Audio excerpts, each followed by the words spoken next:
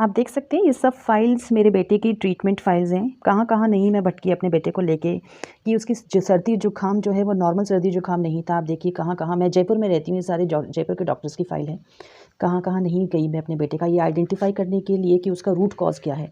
ये देखिए, यही नहीं, उसके ट्रीटमेंट के लिए मैं होम्योपैथी में भी गई। ये सारी मेडिसिन्स होम्योपैथी की हैं, सारी बॉटल्स कृषिव के नाम की हैं। आप देखिए ये मैंने, तो ये मैं सब आपसे इसलिए शेयर कर रही हूँ क्योंकि जिस तरह से मैं परेशान हुई हूँ एक छोटी सी बीमारी को ठीक करने के लिए, आपको ये सब परेशानी ना झेलनी पड़े। नमस्कार दोस्तों, स्वागत है आपके अपने यूवी चैनल पर। आशा करती हूँ कि आप सब कुशल मंगल होंगे, और अगर चैनल पर नए हैं तो मेरे चैनल को प्लीज़ सब्सक्राइब ज़रूर कर लें।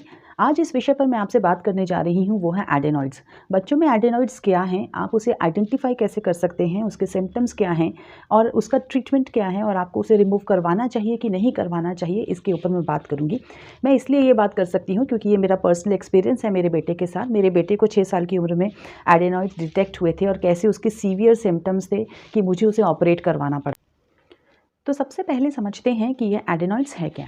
एडेनॉइड एक लिम्फेटिक टिश्यू है जो कि आपके नेज़ल कैविटी में होता है, जस्ट लाइक योर टॉन्सिल। अगर आप स्ट्रेट ऊपर ले जाएं, नाक का थोड़ा पीछे ले जाएं इंटरनली, तो वहाँ पर आपको एडेनॉइड नाम का टिश्यू मिलता है। ये टिश्यू बच्चों में इन्फेक्शंस फाइट करने में, रेस्पिरेटरी इन्फेक्शन फाइट करने में हेल्प करता है, और ये 10 से 11 साल की उम्र के बाद श्रिंक होना शुरू हो जाता है। उसके बाद इसका कोई यूज़ होता नहीं है बॉडी में। लेकिन 10 से 11 साल तक के बच्चों में, जिन बच्चों में एलर्जी की वजह से कोल्ड एंड कॉफ बहुत ज़्यादा रिकरेंट होता है, उन बच्चों में चांसेस होते हैं कि ये जो एडेनॉइड्स हैं ये फाइट करते करते इसमें क्या है, स्वेलिंग आ जाती है, एंड कई बार ये स्वेलिंग जो है परमानेंट भी हो जाती है। तो ऐसे केस में जो एडेनॉइड्स हैं ये बच्चों में क्या सिम्टम्स शो करते हैं और कैसे परेशान करते हैं, इसके बारे में अब हम डिस्कस करते हैं। देखिए, सर्दी जुकाम एक आम समस्या है बच्चे में, लेकिन अगर ये सर्दी जुकाम आपके बच्चे में बहुत ज़्यादा फ्रीक्वेंट है, एवरी 15 डेज़ 20 डेज़ में बच्चा बीमार होता है, और उसके साथ आपको ये सिम्टम्स देखने को मिलते हैं, जैसे कि बच्चा मुंह खोल के सोता है, खर्राटे लेता है, सोते सोते अचानक उठ जाता है कि उसे ब्रेथलेसनेस फील हुई है, अगर उसकी आइज़ पफ के नीचे पफिनेस आ गई है, या इलोंगेटेड फेस है, या जो न्यू टीथ आ रहे हैं उनकी जो अलाइनमेंट है वो भी टेढ़ी है, तो अगर इस तरह के सिम्टम्स अपने बच्चे में आपको देखने को मिलते हैं तो ये एडेनॉइड्स की निशानी हो सकती है। ऐसा कोई भी सिम्टम अगर आपको अपने बच्चे में दिखाई देता है तो आप अपने पीडियाट्रिक्स से डिस्कस करके अपने बच्चे को ईएनटी स्पेशलिस्ट के पास लेके जा सकते हैं। वहाँ जाने के बाद डॉक्टर जो हैं वो बच्चे का जो नेज़ल कैविटी है उसे चेक करेंगे। अब इसका मेथड क्या है, वो एक एंडोस्कोपी करेंगे। एंडोस्कोपी में एक छोटी सी ट्यूब होगी जिसके ऊपर कैमरा होगा, वो बच्चे की नोज़ में इंसर्ट करेंगे। घबराइए नहीं, it is not at all painful. मैंने अपने बेटे का करवाया है। वो सिर्फ यहाँ तक डालते हैं, बस यहीं तक आएगा, और यहाँ से वो अंदर चेक कर लेते हैं। तो बच्चे के नोज़ के अंदर कोई पॉलिप है या फिर अगर उसके एनलार्ज्ड एडेनॉइड हैं तो वो आपको वहीं पता चल जाएंगे।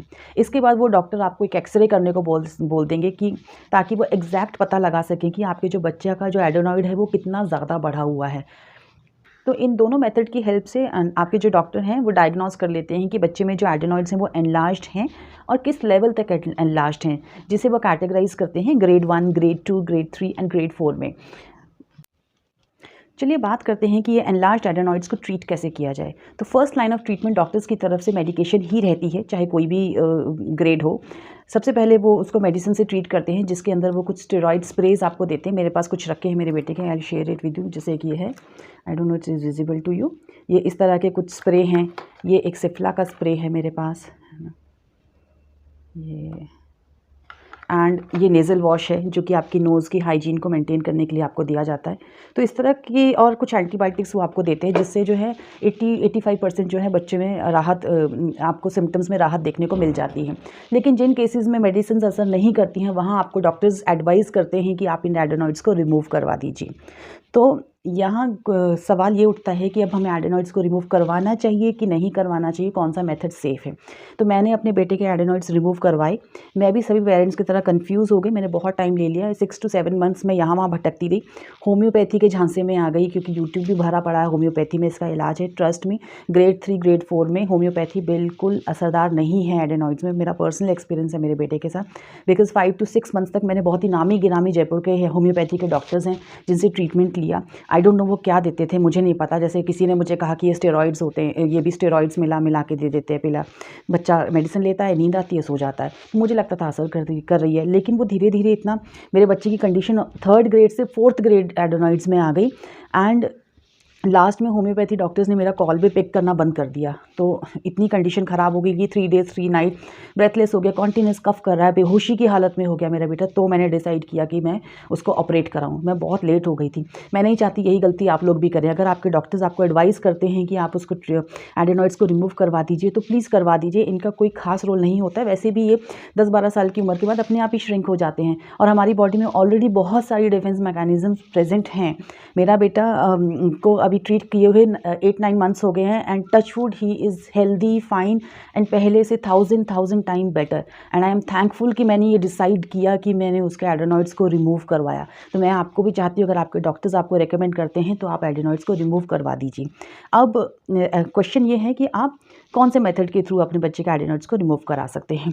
तो मैंने जो बच्चे की एडेनेक्टमी कराई थी, एडेनेक्टमी एक वर्ड है जो कि हम इस ऑपरेशन के लिए यूज़ करते हैं, वो है कोल्ड कोबुलेशन टेक्निक। ये एक नई टेक्निक है, ये ज़्यादा टेक्निकलिटीज़ तो मैं नहीं जानती, बट एज ए मदर मैं कोशिश करूँगी। इसमें बहुत ही कम टेम्परेचर में, पहले क्या होता था कि बहुत हाई टेम्परेचर से इन टिश्यूज़ को बर्न किया जाता था, कट भी होते थे, कट्स भी होते थे, ब्लीडिंग भी होती थी। बट ये एक ऐसी टेक्निक आई है, इसमें ना तो कोई कट है ना कोई स्टिच है एंड बहुत लो टेम्परेचर के अंदर ये इन टिश्यूज़ को फिनिश करते हैं, बर्न आउट करते हैं और आपको पता भी नहीं चलेगा कि बच्चे का ऑपरेशन भी हो गया है। हाँ, बस एडमिशन के टाइम आपको लगेगा कि हाँ, वो थोड़ा सा ड्रिप ज़रूर देते हैं ग्लूकोज या मेडिसिन देने के लिए।